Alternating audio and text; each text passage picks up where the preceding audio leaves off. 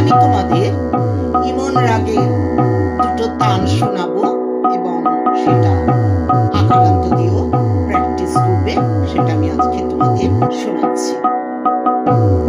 এমনি ইমন রাগের এরিয়ালি গানটা